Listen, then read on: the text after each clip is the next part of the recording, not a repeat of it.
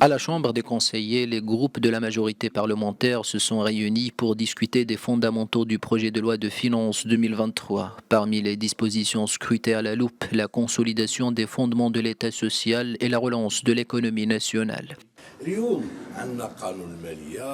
Le projet de loi des finances 2023 est conçu dans un contexte international instable qui aura inévitablement des incidences sur les prévisions qui sont annoncées. Les conseillers de la majorité parlementaire mènent une réflexion collective afin de suggérer au gouvernement des amendements qui permettent de faire face à la crise et ainsi améliorer les conditions de vie des citoyens. Cette rencontre s'inscrit dans le cadre d'un temps législatif soucieux du contrôle de l'action du gouvernement et de l'évaluation de ses réalisations.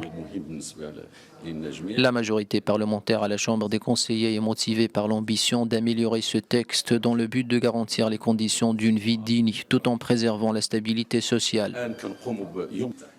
Concrètement, le renforcement des fondements de l'État social passe par la généralisation des allocations familiales, la réforme du système de santé et la réforme des régimes de retraite. La relance de l'économie nationale se concrétise à travers la poursuite de la mise en œuvre de la régionalisation avancée et la réforme de l'administration. À tout cela s'ajoute le rétablissement des marges budgétaires pour assurer la pérennité des réformes. Cette journée d'études est l'aboutissement d'une étroite coordination entre les composantes d'une majorité gouvernementale soudée et prometteuse. Après la discussion de la loi cadre formant charte de l'investissement, c'est aujourd'hui l'occasion de discuter du PLF avec le souci de mettre le doigt sur d'éventuelles fragilités dans ses dispositions et projections.